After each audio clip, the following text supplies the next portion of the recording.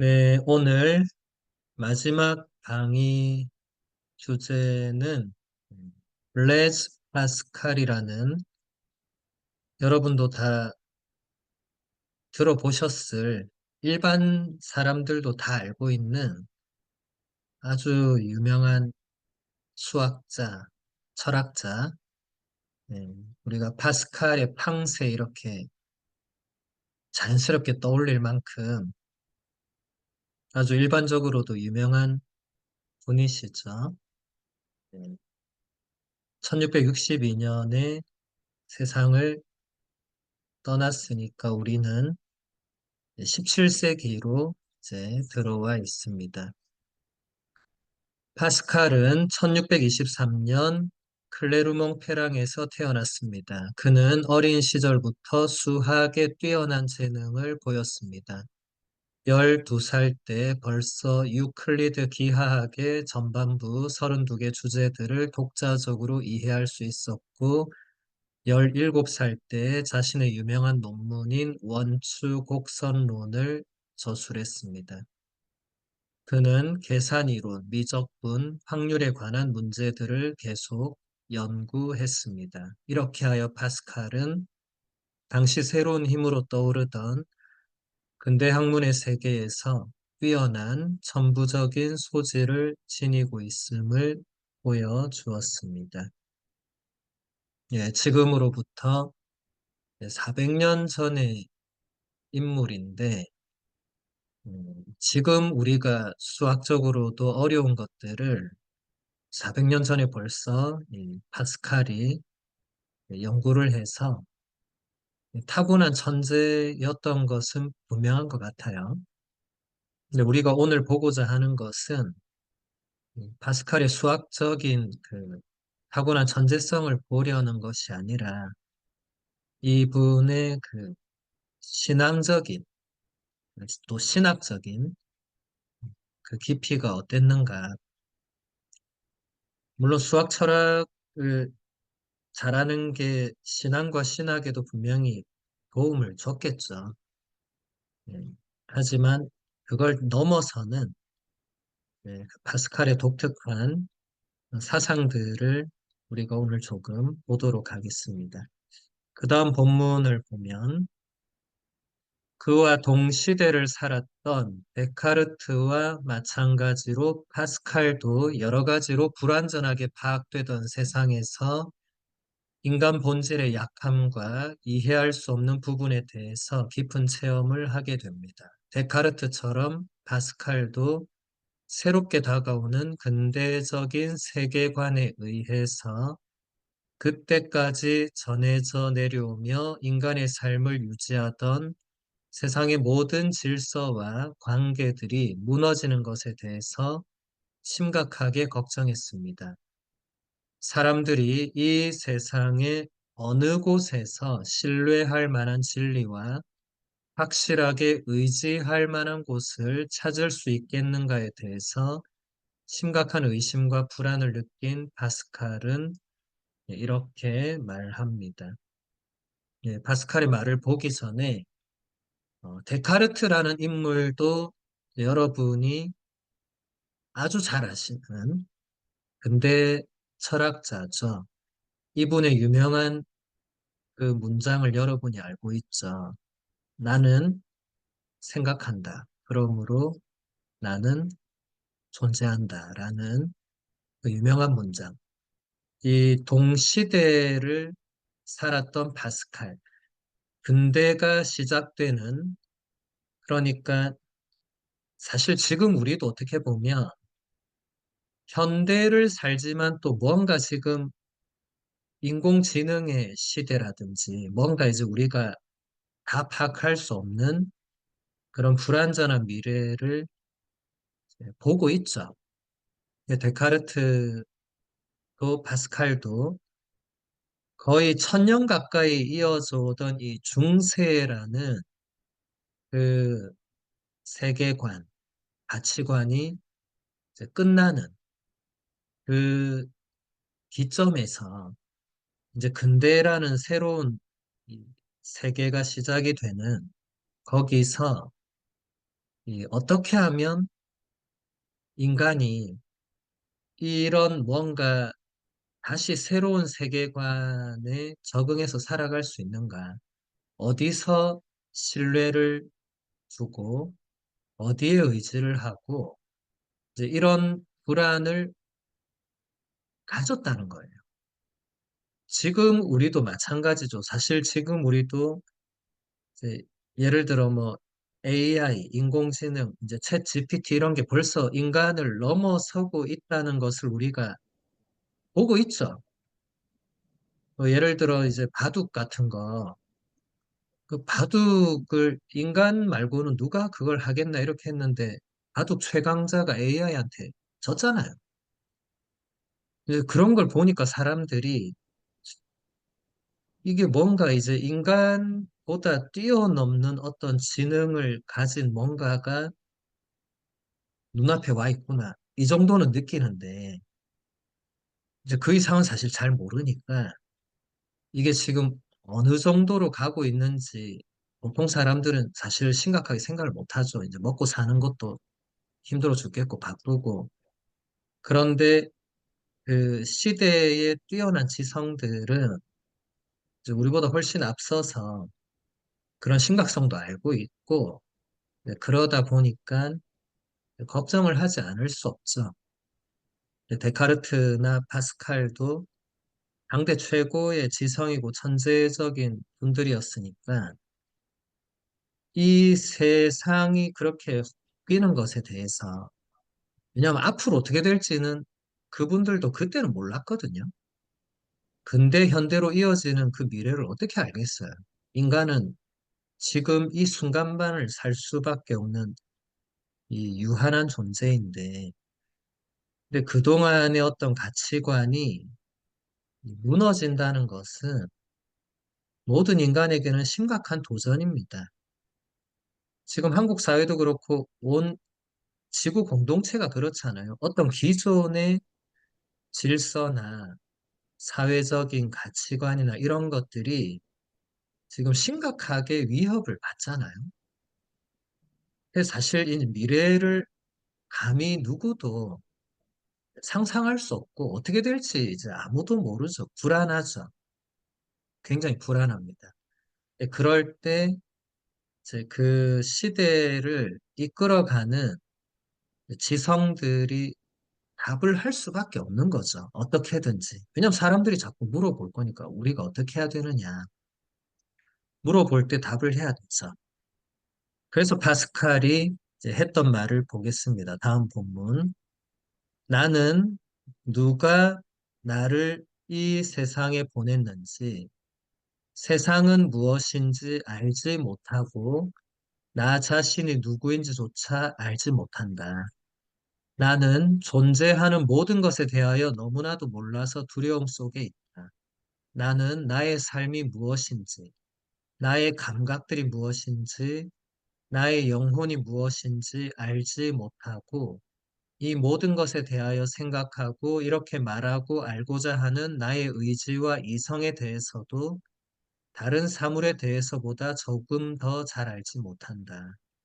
나는 나를 둘러싸고 있는 이 우주의 엄청나고 두려운 공간을 보고 있고 이 무한한 공간의 한 구석에 있는 나를 발견한다. 예, 이 굉장히 존재론적인 인간학적인 근본적인 물음과 거기에 대한 답을 최대한으로 이제 하고 있는 파스칼의 모습을 우리가 지금 보고 있습니다. 이런 물음은 사실 지금 우리도 잘 모르죠. 우리는 이제 신앙인이고 교회가 가르쳐 주는 것이 있으니까 이제 그것을 믿고 확신하고 그렇게 따라가지만 사실 세상에 많은 사람들, 특히 아무 종교도 없고 아무것도 없는 평범한 사람들은 물론 이런 것에 대해서 깊이 생각할 여유도 없이 사시겠지만 이런 것에 대해서는 아무도 답을 할 수가 없어. 파스칼도 신앙적이기 전에, 신학자이기 전에 그냥 한 사람, 일반적인 한 사람으로서 인간 존재에 대한, 세상에 대한 근본적인 것들에 대해서 본인이 너무나 아는 것이 없다. 인정할 수밖에 없는 거죠. 사실 지금 우리도 물론 과학기술이 급속히 발전하고 데카르트, 파스칼 시대보다 400년이 지나오면서 많은 발견과 발전과 변화가 이루어졌지만 여전히 우리도 세상이 무엇인가, 나는 누구인가, 이 엄청나고 이 무한한 우주에서 나는 어떤 존재인가, 이런 철학적인 물음을 던질 때 누구도 쉽게 답을 할 수는 없습니다. 근데 철학자들이 우리에게 좋은 스승이 되는 것은 우리가 미처 먹고 사는 게 바빠서 생각하지 않았던 부분들을 그들이 먼저 생각을 하고 그들이 먼저 질문을 하고 그들이 나름대로 답을 찾아서 우리에게 해주고 그 영향을 인류 전체가 받을 수밖에 없죠. 더 먼저 생각한 사람들이 뭔가를 얘기할 때 굉장히 그것은 우리가 받아들일 수밖에 없는 뛰어난 지성들이 그렇게 할 때는 결국 그 지성들이 나머지를 이끌어갈 수밖에 없죠. 지도자의 역할이 다 그렇죠. 그래서 아무나 지도자로 우리가 뽑지는 않지만 적어도 지도자라고 할 때는 이런 기본적인 철학적인 바탕이 어느 정도는 깔려 있어야 이제 사람들이 신뢰를 할 수 있죠. 그런 게 전혀 없는 지도자는 사람들이 신뢰하지 못하죠. 지도자로 뽑지 않겠죠. 이 무한한 공간의 한 구석에 있는 나를 발견한다. 데카르트도 굉장히 이런 비슷한 철학적인 발견 혹은 물음, 거기서 유일하게 확신할 수 있었던 그 문장이 나는 생각하고 있다, 지금. 그러므로 나는 존재하고 있다. 사실 너무 우리가 뭐가 그렇게 대단할까 싶은데 사실은 그런 말을 할 수 있고 거기서부터 어떤 뭔가 기초를 세워서 시작한다는 자체가 이제 데카르트나 파스칼의 그 위대함이 있는 거죠. 지금 이 시대에는 이미 그런 게 이제 다 쌓여져 왔고 이루어져 왔으니까 우리가 그런 것에 대해서 별로 생각을 안 했지만 지금 400년 전에 17세기는 이 세상이 이제 완전히 변화되는 그런 시기이기 때문에 우리가 오늘 파스칼을 보는 게 지금 우리에게도 우리가 이제 또 새로운 미래를 앞두고 있는 우리에게 분명히 파스칼이 가르쳐 주는 바가 적지 않을 것이고 또 파스칼이 가졌던 그 깊은 신학적인 감각과 그 신앙적인 감수성도 우리가 아주 배울 필요가 있는 중요한 부분들입니다. 계속 그 다음 본문 볼게요.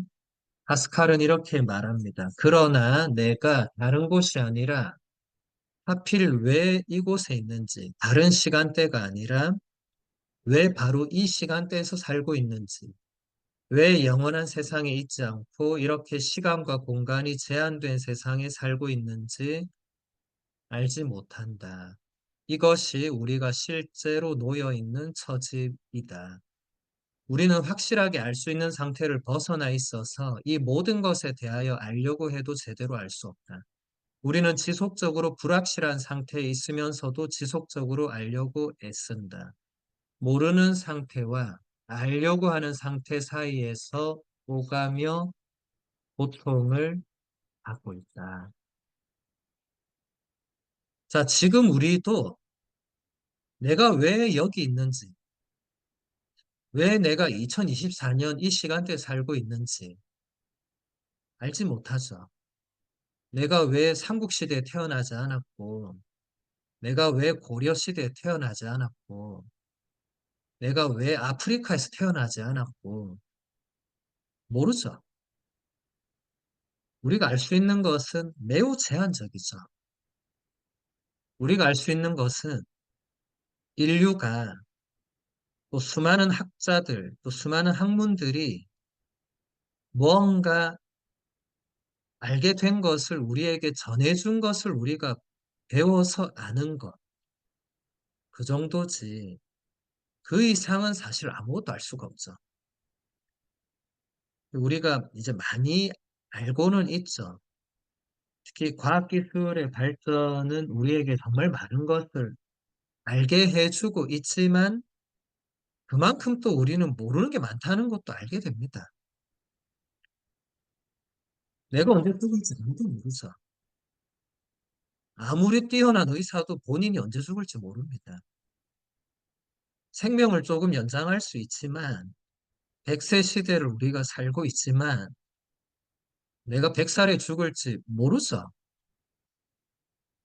우리는 지금 파스칼이 얘기하는 것처럼 지속적으로 불확실한 상태에 있죠. 사실 사도 바오로도 그 편지에 보면 지금은 우리가 모든 것을 이렇게 불확실하게 알 수밖에 없다고 얘기하죠. 그리고 나중에 우리가 하늘나라에 가서 하느님을 만나면 그때 모든 것을 알게 될 거라고 얘기하죠. 우리가 어쨌든 이 불확실성, 그리고 우리가 잘 모르는 것은 우리에게 분명히 고통을 줍니다. 인간에게 가장 큰 고통 중에 하나가 어떤 불확실성이라고 학자들이 얘기를 해요. 뭔가가 확실하면 거기서 우리는 위안을 느끼고 안심하고 거기서는 우리가 불안해하거나 걱정하거나 그러지 않기 때문에 괜찮은데 뭔가 불확실하면 그건 우리에게 곧바로 근심, 걱정, 불안을 줄 수밖에 없죠. 그러니까 고통을 받을 수밖에 없죠. 사실 제가 아까 얘기한 그 죽음이라는 부분도 모든 인간은 죽음에 대해서 생각을 안 하고 사니까 그렇지만 생각을 하면 이것은 우리가 도무지 알 수 없기 때문에 이것은 근심, 걱정, 불안의 가장 큰 요소가 될 수밖에 없죠. 죽음 이전의 질병도 마찬가지죠.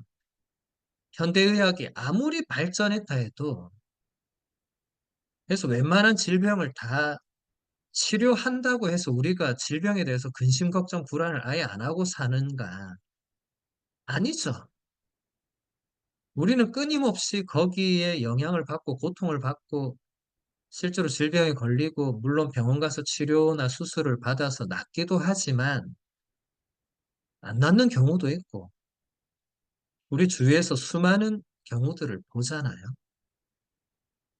아무리 과학, 의학, 기술이 발전한다고 하더라도 우리가 도무지 알 수 없는 영역이 있는 겁니다. 400년 전이나 지금이나.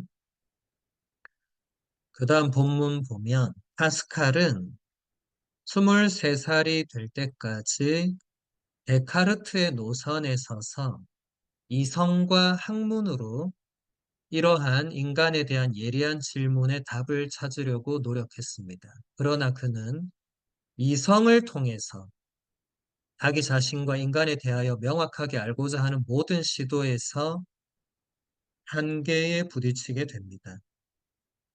그래서 파스칼은 근본적인 인간 본질에 대해서 질문을 던집니다.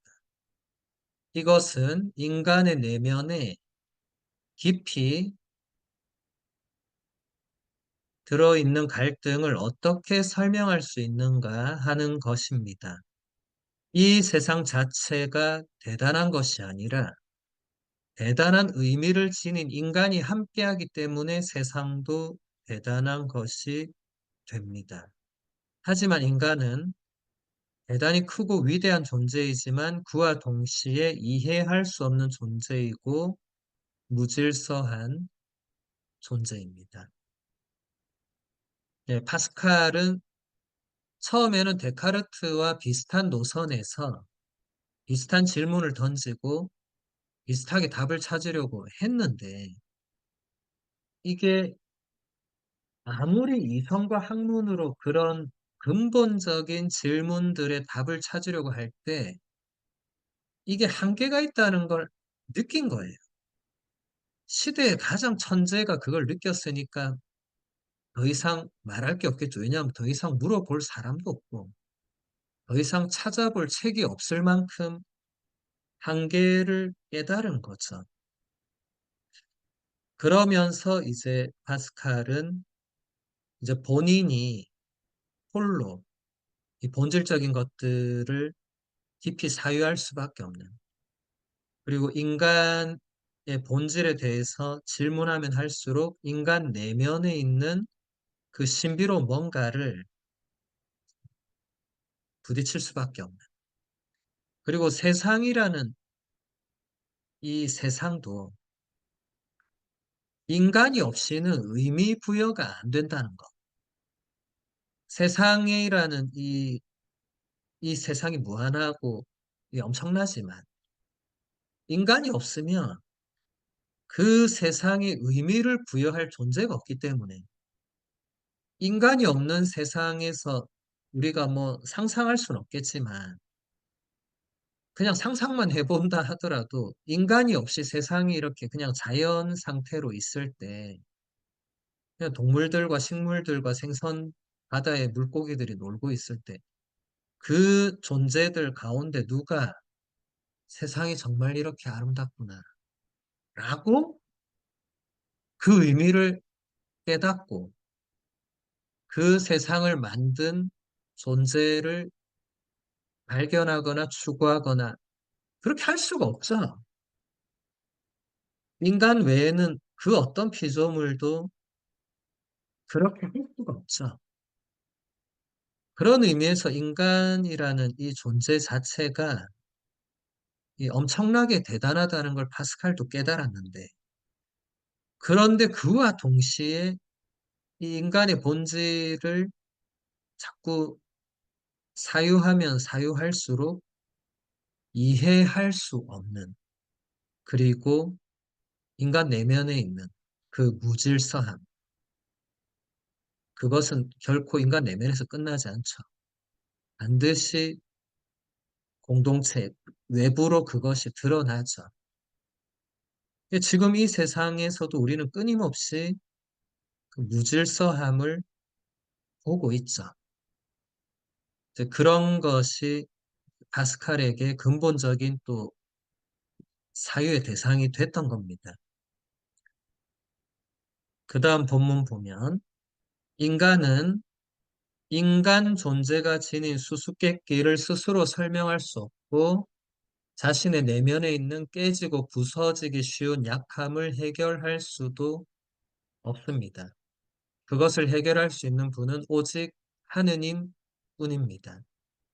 그런데 이 하느님은 인간의 이성적 작업만으로는 알 수 없는 분이고 오직 마음으로만 알 수 있습니다. 그래서 파스칼은 이렇게 말합니다. 마음은 이성이 지니지 못한 자신의 고유한 이해력을 지니고 있다. 하느님을 느끼는 것은 이성이 아니라 마음이다. 하느님은 이성이 아닌 마음으로 느낀다는 것을 아는 것이 바로 믿음이다. 예, 지금 본문들은 다 파스칼의 사상들을 간추린 거거든요. 인간은 인간 존재가 지닌 수수께끼를 스스로 설명할 수 없고 자신의 내면에 있는 그 깨지고 부서지기 쉬운 약함을 스스로 해결할 수도 없다는 것이 파스칼이 깨달은 거였어요. 시대의 천재도 아무리 천재라도 그 내면에 있는 자신 안에 있는 그 뭔가를 그걸 풀어내지 못하는 거예요. 수학 공식은 다 풀어내도 자기 내면에서의 그 어떤 것은 이건 풀 수가 없는 거예요. 이건 도저히 안 되는 거예요. 그러니까 이것을 해결할 수 있는 존재는 하느님밖에 없구나. 라고 결론을 내릴 수밖에 없었는데, 그런데 이 하느님이란 존재는 이성적인 작업만으로는 도무지 알 수가 없다. 어느 정도는 알 수가 있겠죠. 철학자들이 철학적으로 작업을 해서 세상에 근본적인 원리가 있겠구나.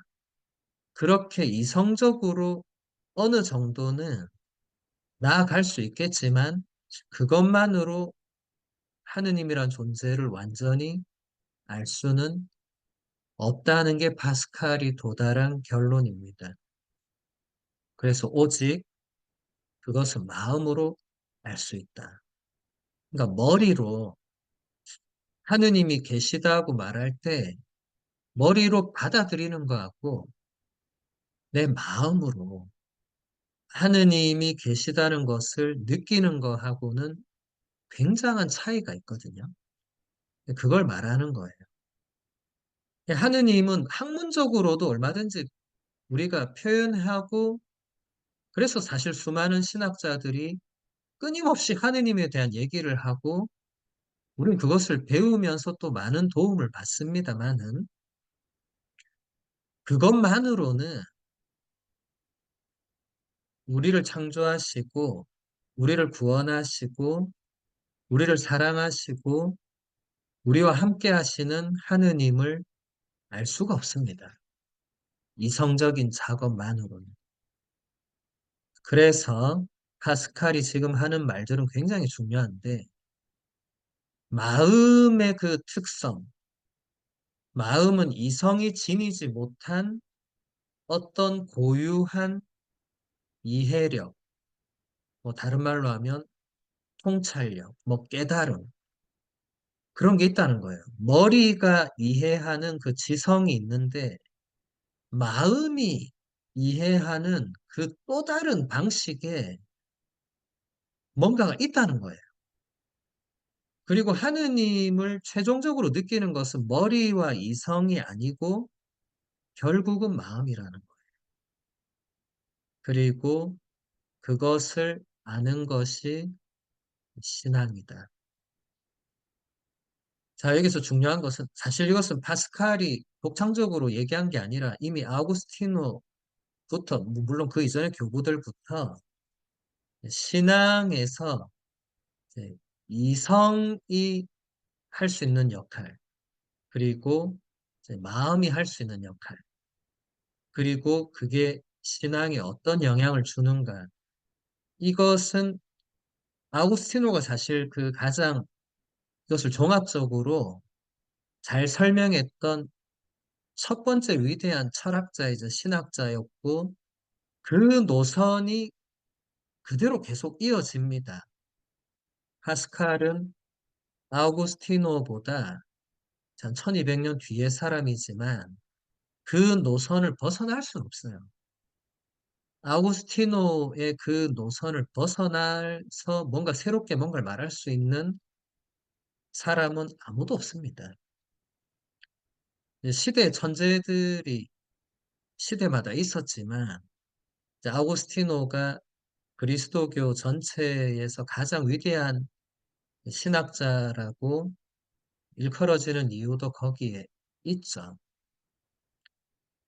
아마 지금 파스칼의 이 문장들을 보면서 아마 여기 계신 수강생들 중에는 아우구스티노를 느끼는 분들이 분명히 계실 거예요. 이 아우구스티노 배울 때 이런 비슷한 내용이 있었는데라고 기억나는 분들이 계실 거예요. 왜냐하면 이제 표현 방식의 차이가 이제 1200년의 시대적인 차이가 있기 때문에 표현 방식의 차이는 있지만 아우구스티노 성인이 이미 그 4, 5세기에 이 이성의 중요성, 그 시대에는 사실 이성에 대해서 사람들이 뭔지도 잘 몰랐는데도 이미 아우구스티노 성인은 그때 이미 신앙에서 이성적인 이 작업이 얼마나 중요한가. 그래서 아우구스티노 성인은 하느님을 제대로 믿기 위해서는 최대한 지성적으로 그것을 최대한 지성적으로 깨닫기 위해서 노력해야 된다고 주장을 했어요. 반대로도 마찬가지입니다. 이성적으로 뭔가 머리로 아는 것에서 그치는 것은 신앙이 될 수가 없죠. 그것은 지식에 그칠 뿐이죠. 신앙은 지식으로 끝나는 게 아니죠. 신앙은 학문의 한 영역이 아니죠. 신앙은 지식의 한 차원이 아니죠. 넘어서는 거죠. 그렇기 때문에 파스칼이 신앙은 마음과 그 우리 내면에서 뭔가 느끼고 깨닫는 그게 결정적이구나라고 지금 표현을 하는 겁니다. 그 다음 본문을 보겠습니다. 여기서 말하는 마음이란 비이성적 감성이 아니라 아우구스티노가 말한 인간의 중심에 있는 것으로 열려있고 세상의 모든 것에 대한 의식을 지닌 마음입니다. 하느님은 인간의 마음을 당신을 향하도록 하실 수 있고 인간에게 참된 사랑을 선물하시는 분입니다. 그렇게 하여 인간은 하느님께 자신을 내맡길 수 있고 예수 그리스도 안에서 인간의 참모습을 볼 수 있으며 하느님의 사랑으로 인간 존재 본연의 어려움들을 해결할 실마리를 가질 수 있습니다. 그래서 파스칼은 이렇게 말합니다. 예수 그리스도 안에서 모든 갈등들이 서로 화해했다. 그분은 모든 것의 의미이고 모두가 도달하려고 애쓰는 중심이다. 그분을 아는 사람은 모든 존재의 근본을 아는 것이다. 세상은 오직 그분을 통하여 그분을 위하여 존재한다. 그분 없이 이 세상은 유지될 수 없어서 파괴되거나 지옥과 같은 모습이 되고 말 것이다. 예, 제가 방금 말씀드린 대로 아우구스티노가 얘기했던 것과 지금 파스칼이 얘기하고 있는 것은 서로 다른 얘기하는 게 아니라 근본적으로는 같은 걸 말하는 거예요.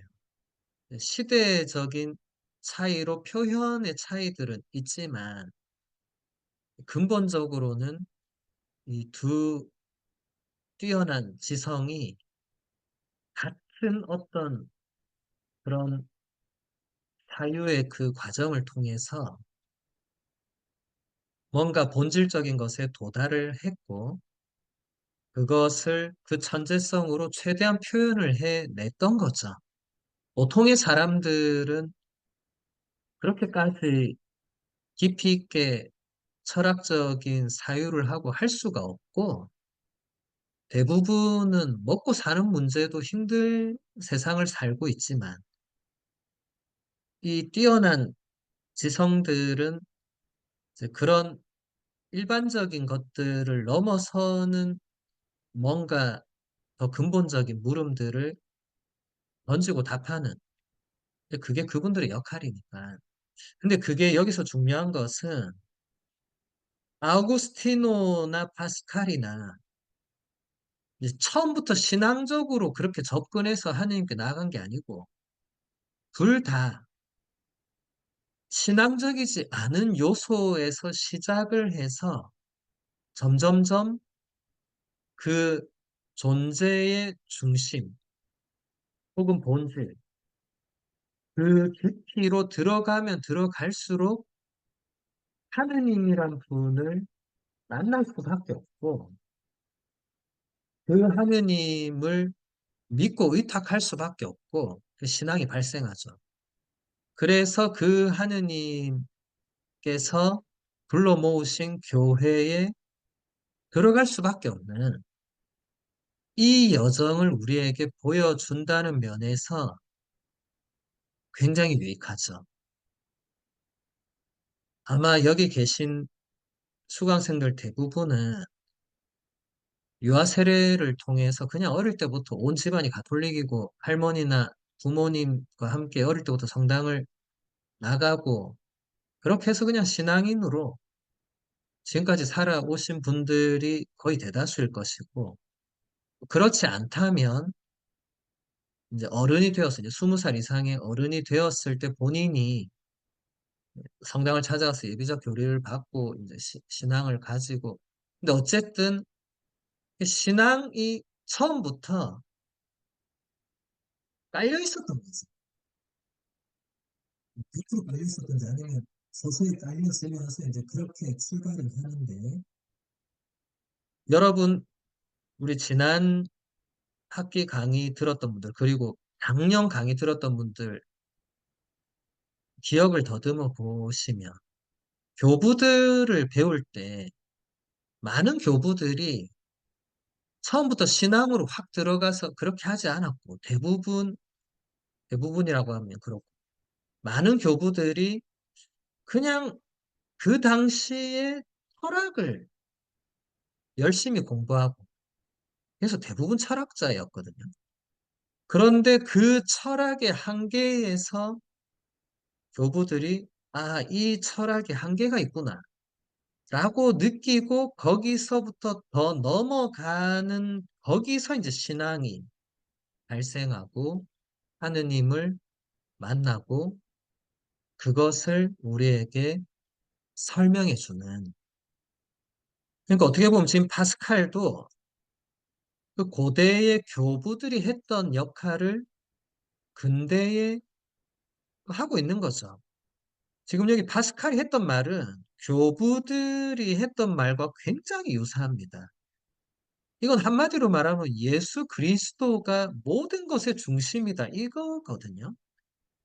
예수 그리스도 없이는 아무것도 될 수 없다.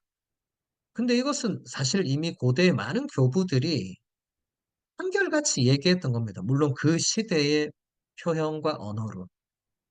파스칼은 17세기라는 근대의 표현과 사상과 언어로 지금 이런 이야기를 하고 있는데, 내용은 교부들과 거의 똑같습니다.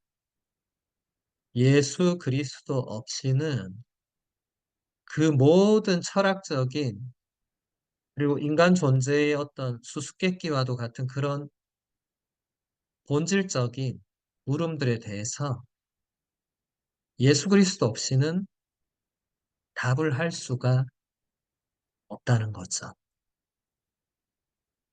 그 다음 본문 보겠습니다. 파스칼이 죽고 난 뒤에 그의 윗옷 안쪽에 다음과 같은 말이 기록된 양피지 조각이 발견되었습니다. 은총의 해인 1654년 11월 23일 월요일 밤에 나는 불을 체험했다. 하느님은 철학자들이나 지식인들의 하느님이 아니라 아브라함의 하느님, 이삭의 하느님, 야곱의 하느님이셨다. 확실히 그렇다. 이것은 분명한 사실이다. 나는 기쁨과 평화를 느꼈다. 예수 그리스도의 하느님, 나의 하느님, 그리고 너희의 하느님을 느꼈다. 하느님 이외의 세상과 모든 사물들을 잊어버리자. 오직 복음에서 가르치는 길에서만 하느님을 만날 수 있다. 인간의 영혼은 얼마나 위대한가. 의로우신 아버지, 세상은 아버지를 알지 못하였지만 저는 아버지를 알고 있었습니다. 기쁨, 기쁨, 기쁨, 기쁨의 눈물, 예수 그리스도님. 나는 그분으로부터 멀리 떠나 있었다. 그분으로부터 도망쳤었다. 그분을 부인했고 십자가에 못 박았다. 이제 다시는 그분을 떠나지 않으리라. 예, 파스칼이 죽고 난 뒤에 이제 이런 기록이 발견되었다는 것은 우리에겐 굉장히 큰 행운이라고 할 수 있죠. 왜냐하면 이게 발견 안 되고 그대로 파묻혔거나 불태워졌더라면 이제 파스칼은 그냥 위대한 수학자, 철학자로 역사에 남았을 수 있는데 이 양피지 조각이 발견됨으로써 파스칼이 위대한 수학자이고 철학자인 건 뭐 당연하지만 그가 거기서 그치지 않고 굉장히 신앙적으로 특별한 체험을 했고 그래서 이 표현을 보세요. 은총의 해인 1654년 그리고 11월 23일 월요일 밤이라고 대단히 구체적으로 묘사를 하잖아요. 이것은 파스칼이 뭘 지어내려고 그렇게 쓴 글이 아니라는 건 그냥 누가 봐도 알 수 있죠. 여러분들도 저도 마찬가지고 우리가 인생을 살면서 정말 특별한 하느님 체험을 했다면 잊을 수 없겠죠.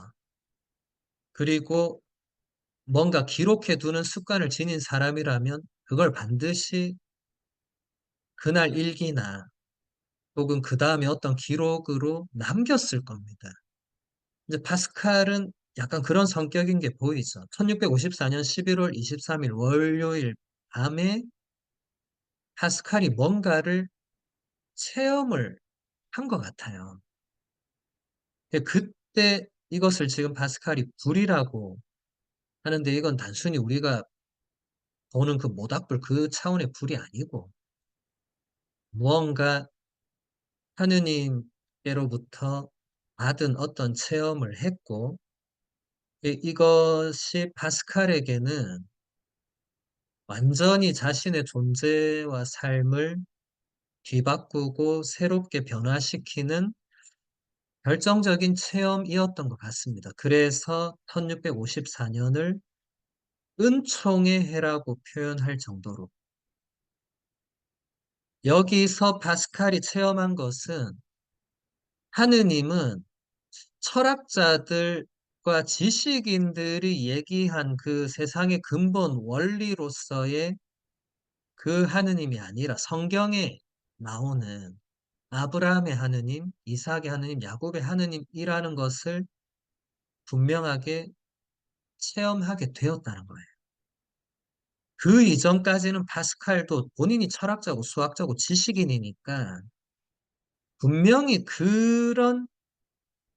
그 이전에 선배 철학자들이 했던 것처럼 그렇게 하느님을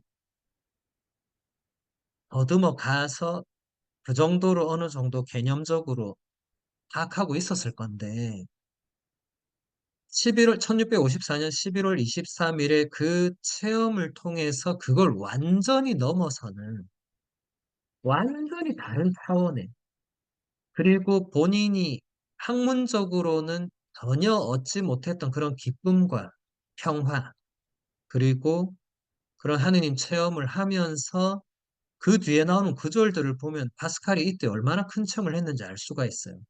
하느님 이외의 세상과 모든 사물들을 이제 다 잊어버려야겠다고 결심할 만큼 엄청난 체험을 한 것입니다. 오직 복음에서 가르치는 그 길에서만 하느님을 만날 수 있다는 것을 시대의 천재가 깨달은 거죠. 본인의 그 수학적인 천재성으로는 하느님을 만날 수 없다는 걸 깨달은 거죠. 그러면서 파스칼이 요한복음 17장 25절의 구절을 거기 적어 두었다는 것은 분명히 이 구절이 파스칼에게 엄청난 영향을 준 거죠. 세상은 아버지를 알지 못하였지만 저는 아버지를 알고 있었다는 예수님의 그 말씀에서 세상은 파스칼 본인이었겠죠. 이 체험을 하기 전까지 파스칼은 하느님 아버지를 제대로 알지 못했겠죠. 하느님 아버지를 유일하게 온전히 다 아는 분은 예수 그리스도 그분밖에 없죠. 그러니까 우리는 예수 그리스도를 통해서만 하느님을 알 수가 있죠. 그래서 파스칼이 이 기쁨이란 단어를 무려 4번이나 반복해서 적고 있잖아요. 그 눈물을 흘렸는데 그게 슬퍼서 흘린 눈물이 아니라 너무 기뻐서, 너무너무 기뻐서.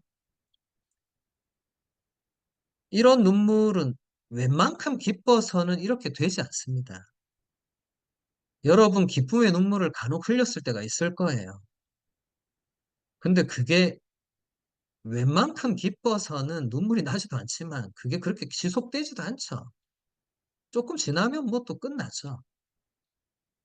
그런데 파스칼은 그때 흘렸던 그 기쁨의 눈물은 이제 그 이후에 파스칼에게 이제 결정적인 영향을 미치죠.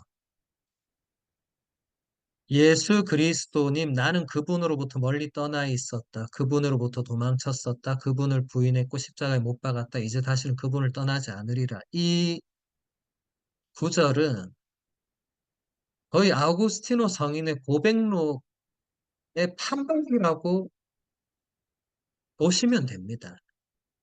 물론 아우구스티노 성인이 이렇게 똑같이 적지는 않았어요. 그리고 파스칼이 고백록을 보고 뺏겨 적은 것도 아닙니다. 근데 이 내용은 완전히 판박입니다. 아우구스티노 성인도 고백록에 보면 내가 예수 그리스도, 당신으로부터 멀리 떠나 있고 이 피조물, 이 세속의 것들의 마음을 다 쏟고 있었고 그렇게 함으로써 난 당신을 부인했고 하지만 아우구스티노 성인도 어떤 결정적인 이 회심의 체험을 하면서 이제 그 뒤로는 다시는 예수님을 떠나지 않고 예수님과 함께 이제 예수님을 세상에 전하는 일에 평생을 바치죠. 대단히 유사합니다. 이 천재성을 지녔던 인류 역사상 가장 뛰어난 천재를 5명 꼽으라도 그 중에 분명히 들어갈 이 아우구스티노나 파스칼이 이런 비슷한 체험을 했다는 자체가 우리에게 주는 메시지는 분명하죠. 하느님께서 이 위대한 지성들을 그렇게 당신께서 이끄셨다는 거죠. 그러지 않고서는 이 시대의 천재들이 자신의 그 천재성만으로도 얼마든지 그 시대를 이끌고 하느님 없이 자신의 그 이론과 학문과 자신의 사유만으로도 얼마든지 잘 먹고 잘 살고 시대의 천재 위인 소리를 들었을 건데 이 두 사람이 그런 삶을 살지 않았고 완전히 예수 그리스도라는 그분을 위해서 사셨다는 게 그것은 하느님 없이는 설명이 불가능하죠. 하느님의 부르심은 아우구스티노나 파스칼 같은 특별한 분들에게만 있었고 지금은 전혀 없고 그렇지 않습니다. 지금 이 강의를 듣고 계신 분들이 대부분 나는 시대의 지성도 아니고 천재도 아니니까 그래서 나한테 이런 일이 안 일어나나 보다. 이렇게 생각하실 수 있는데 절대로 그렇지 않습니다. 하느님께서 천재는 부르고 안 천재는 안 부르고 그건 아니잖아요. 하느님께서는 우리 모두를 부르십니다. 그런데 이게 다 때가 있고 부르심을 아직 제대로 깨닫지 못하는 우리의 어떤 한계가 있고, 또 지금 파스칼의 고백처럼 아직도 예수님 가까이 가지 못하는 우리의 부족함 있고, 그런 여러 가지가 있는 거예요. 그래서 여러분들 중에서 왜 나는 이런 체험이 없을까라고 궁금한 분들은 하느님이 나를 차별하는구나. 그건 아닙니다. 하느님은 공평하신 분이에요. 근데 문제는 나한테 있습니다. 하느님께 문제가 있을 수 없죠. 그분이 문제가 있다는 건 그 문장 자체가 말이 안 되죠. 그런데 그게 지금 제가 문제라고 표현해서 좀 그렇지만 우리가 하느님의 부르심에 제대로 응답하지 못하는 이유들이 있는 거예요. 이유들이. 그리고 그 이유들이 이런 체험들을 못하게 막을 수 있고 또는 이런 체험이 꼭 있지 않더라도 이미 하느님의 사랑을 충만히 느끼고 예수 그리스도께 온전히 자신을 봉헌해서 살아가는 사람들도 있습니다. 지금 수강생들 중에 그런 분들도 계실 거예요. 이런 체험에 너무 집착해서는 안 됩니다. 우리 예전에 데레사 성녀나 이 여러 성인 성녀들 볼 때 그분들이 뭐라고 했습니까? 그런 것보다 그런 체험, 환시 이런 거 경험하는 것보다 훨씬 중요한 게 그 작은 계명을 충실히 지키고 매일매일 기도에 성실하고 당상에게 순명하고 그런 게 훨씬 더 중요하다고. 체험 안 해도 된다고. 체험보다 더 하느님께 나아가는데 중요한 길이 많이 있다고. 그런데 하느님께서 사도 바오로나 아우구스티노나 파스칼 같은 그 시대의 천재들을 도구로 사용하실 때는 뭔가 이런 체험을 통해서 하십니다. 왜냐하면 너무 뛰어난 천재들이다 보니까 이런 거 없이는 하느님께로 올 가능성이 거의 없는 거예요. 여러분, 사도 바오로나 아우구스티노 성인이나 파스칼을 그냥 조금 상상만 해도 하느님 없이도 아무렇지 않게 인생을 정말 최상의 클래스에서 살 수 있었던 그런 인물들이었죠. 그러니까 이런 극적인 체험이 없었더라면 아마 그들은 절대로 이렇게 하느님의 도구로 자기 스스로 전향하지는 않았을 겁니다. 그러니까 하느님께서 뭔가 이런 체험을 그들에게 주신 거죠. 근데 그런 체험을 나에게 주시지 않는다고 해서 하느님이 나를 덜 사랑하신다거나 내가 하느님의 도구가 될 자격이 없다거나 그런 결론으로 가시면 안 되고 여기 있는 우리 모두도 각자가 하느님께로부터 받은 선물이 있고 재능이 있고 은사가 있고 그걸 통한 소명이 있습니다. 그게 오늘 복음, 한국 분들 같으면 어제 복음에 나오는 그 미나의 비유, 또 미나의 비유와 비슷한 달란트의 비유, 이런 게 다 그걸 얘기하는 거죠. 바티스트 아우구스티노 성인이나 사도 바오로는 열 미나를 받은 사람에 해당될 수 있겠죠.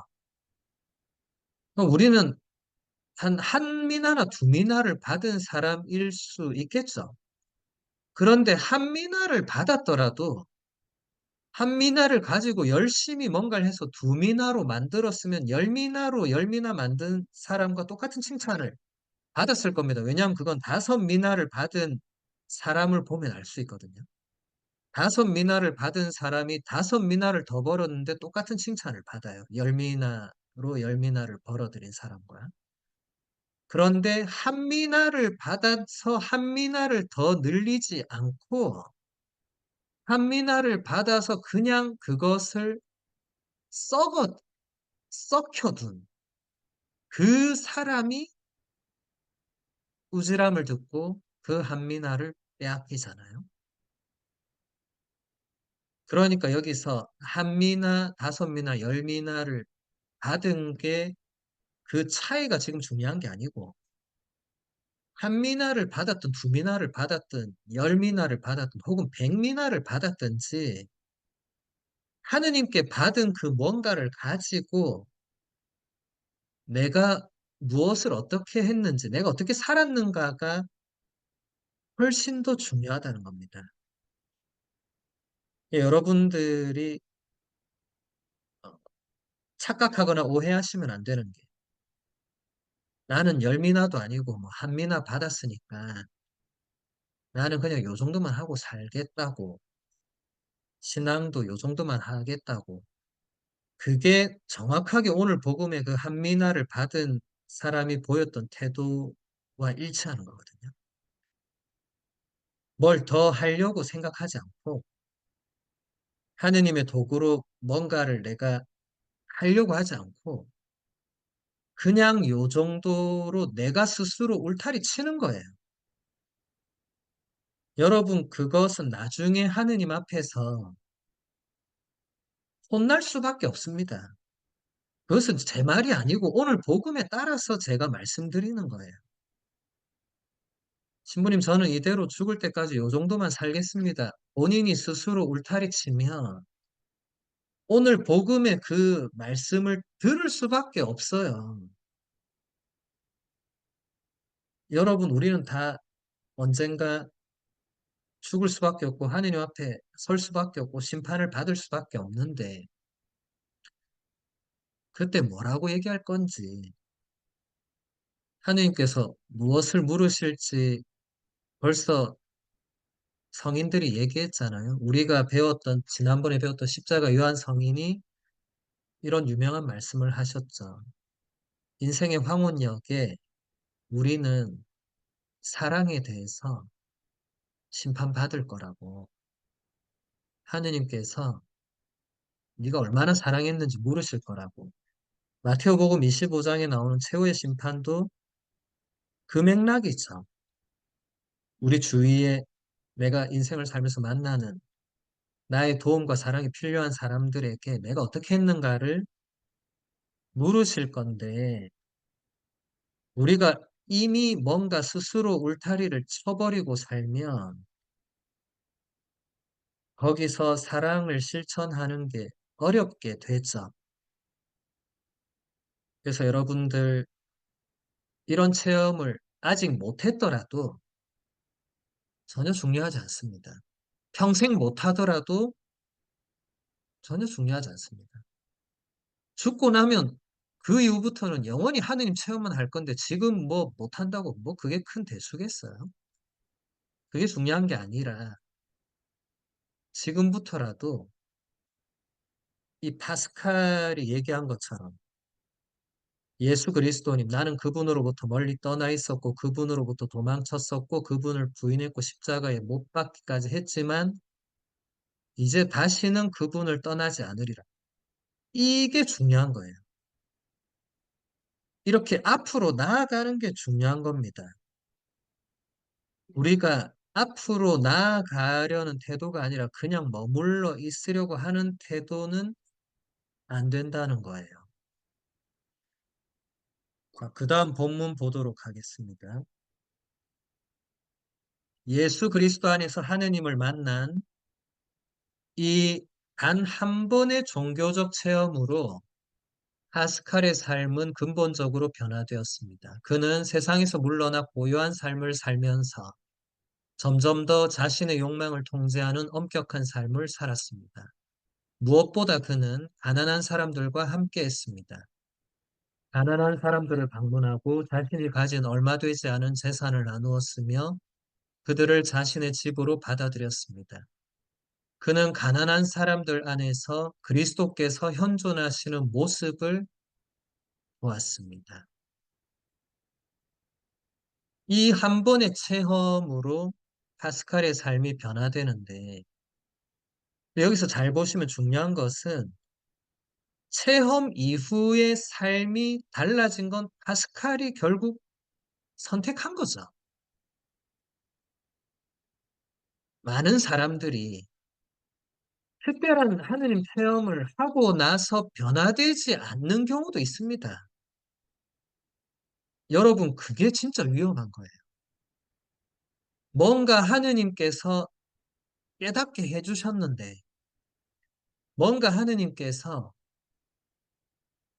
그 이전에 내가 몰랐던 뭔가를 알게 해주셨는데, 혹은 어떤 눈물을 흘리게 해주셨는데, 기쁨을 깨닫게 해주셨는데,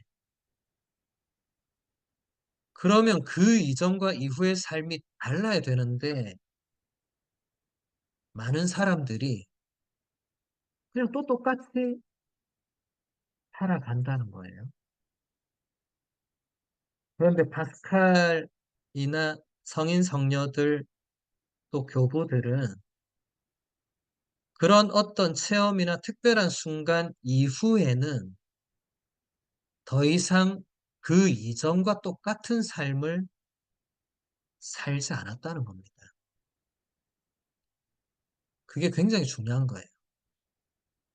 파스칼도 그 체험 이후에 가난한 사람들과 함께하는 그 이전에는 수학자고 철학자니까 수학 철학 연구에만 집중하고 몰두했겠죠. 뭐 가난한 사람을 돌보고 할 틈이 어디 있어요, 연구하는데. 그런데 그 하느님 체험 이후부터는 파스칼은 가난한 사람들을 맞아들이고 그들을 도와주고 함께하고 그러면서 그리스도께서 그 안에서 현존하시는 것을 또 깨닫게 되는 이와 굉장히 비슷한 사례가 지난 세기에 가장 뛰어난 영성 작가 중에 한 분이셨던 헨리 나윈 신부님이 굉장히 비슷해요. 아마 지금 이 본문을 보면서 벌써 어떤 분들은 헨리 나윈 신부님을 떠올린 분들도 있을 겁니다.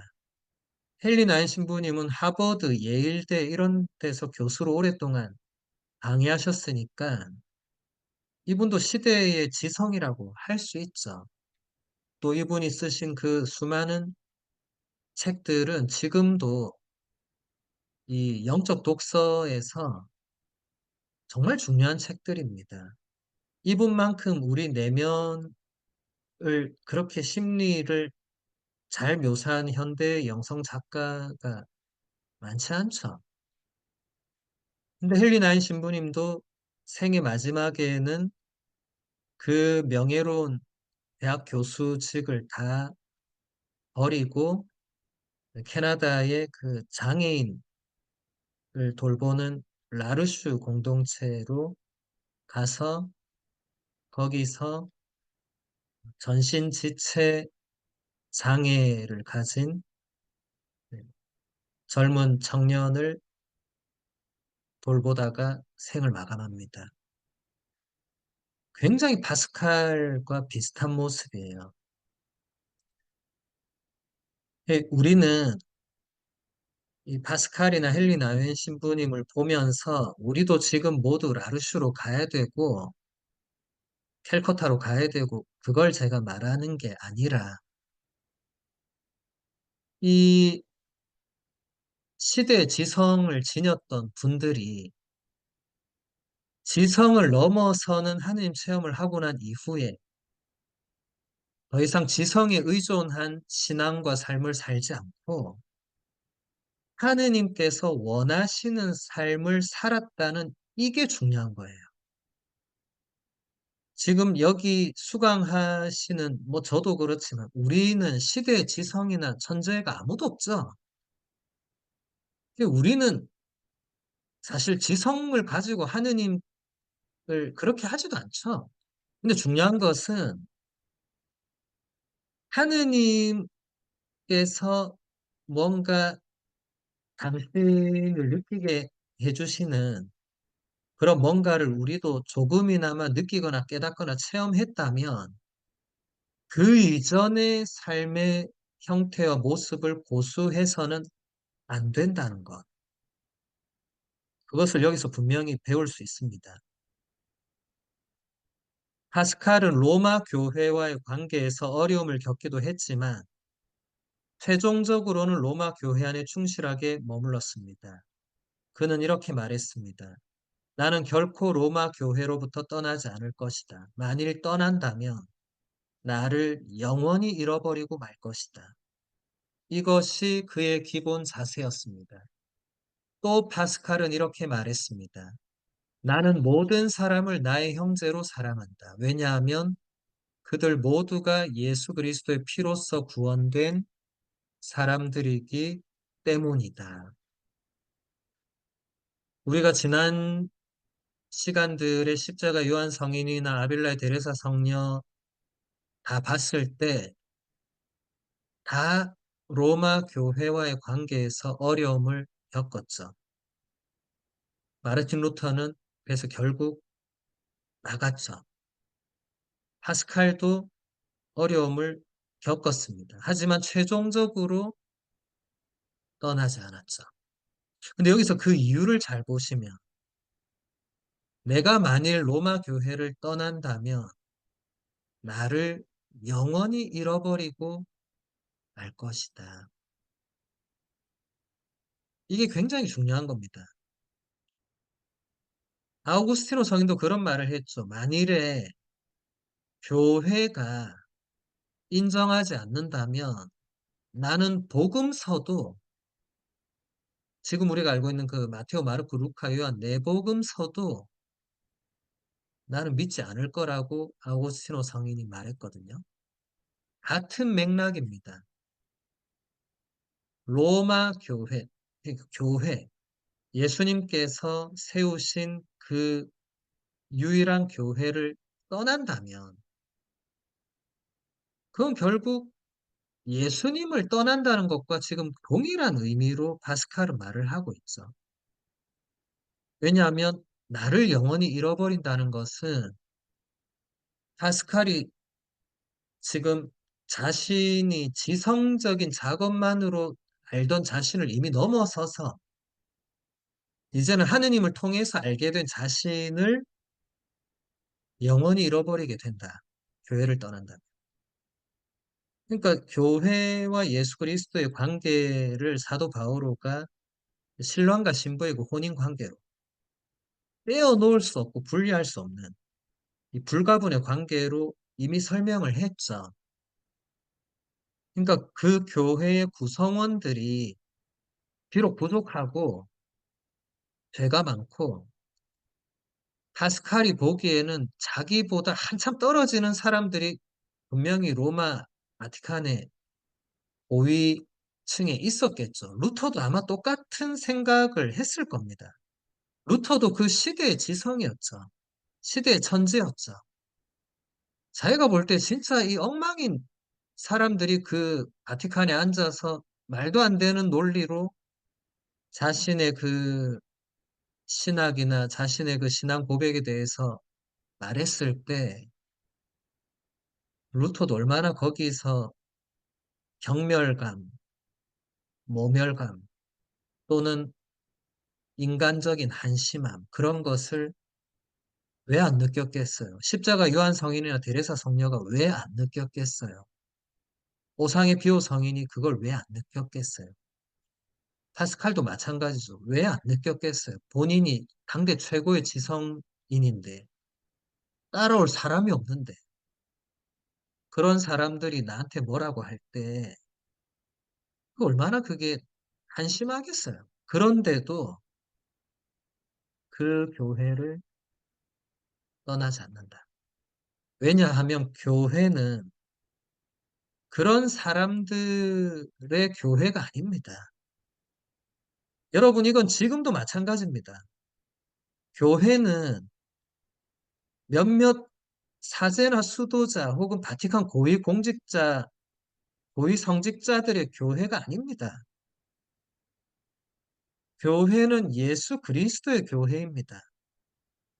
성령께서 그 안에 계시는 유일한 곳입니다. 그 교회를 떠난다는 것은 이런 것을 전혀 모르고 그냥 떠나는 사람들이 있을 수 있어요. 교회를 제대로 모르고 떠날 수 있습니다. 알고 떠나는 것은 파스칼에게는 자기 존재 자체를 잃어버리는 엄청난 행위가 되는 거기 때문에 그렇게 할 수가 없는 거죠.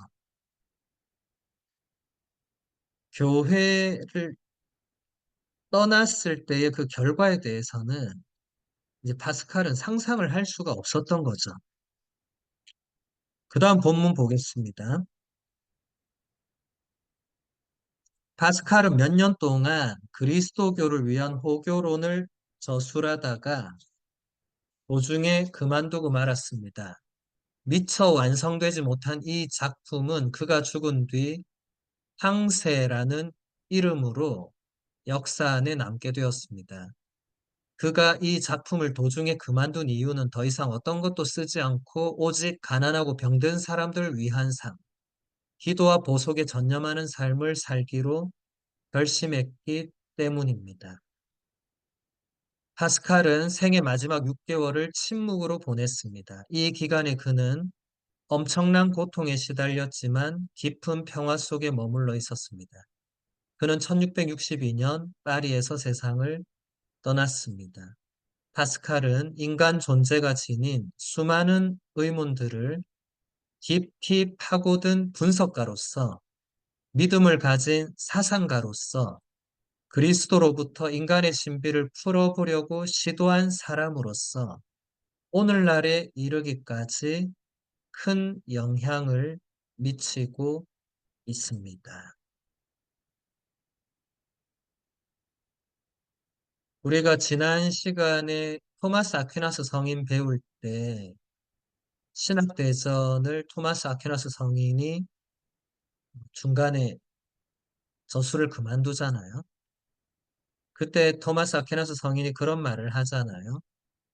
본인이 그동안 써왔던 것을 가만히 생각해 보니까 이게 지푸라기와도 같아서 더 이상 쓸 수가 없었다고. 우리가 보기에는 인류 역사 안에서 가장 위대한 신학책인데도 본인이 보기에는 그게 지푸라기만도 못한 이것은 지금 파스칼이 이 그리스도교를 위한 우리에겐 지금 팡세라는 이름으로 남겨져 있는 그 미완성작을 완성하지 못한 이유가 다른 것 같지만 근본적으로 비슷한 거예요. 하느님을 제대로 체험하고 나서 보니까 파스칼도 이 본인의 어떤 그 지성을 가지고 그렇게 써 나가는 것보다 훨씬 더 중요한 삶이 있다는 것을 파스칼은 깨달은 겁니다. 헨리 나웬 신부님이 마지막에 그 모든 교수직 저술 작업을 다 내려놓고 그 라르슈 공동체로 가신 이유도 똑같을 거예요. 우리가 이분들처럼 이렇게 할 수는 없겠지만 우리도 뭔가 하느님 체험을 했거나 하느님의 뜻을 깨달았거나 했을 때 기존의 삶에 머물러서는 안 된다는 것. 그것을 여기서 다시 한번 배울 수가 있습니다. 이제 파스칼의 이제 작품과 그 뒤에 이제 알퐁소 성인 아주 중요한 내용이 많은데 이제 시간이 다 되었으니까 이것은 우리가 이번 학기에 못 본 부분 많잖아요. 그것은 제가 종강 피정 때 조금씩 다루면서 종강피정 참여 못하는 분들도 제가 그 강의를 다 보내드릴 테니까 그때 조금 더 보실 수 있겠습니다. 물론 그때도 다 볼 수는 없겠죠. 우리가 이번 학기 동안 못 본 내용들도 사실 분량이 상당하기 때문에 다는 못 보고 최대한 볼 수 있는 만큼만 보도록 하겠습니다.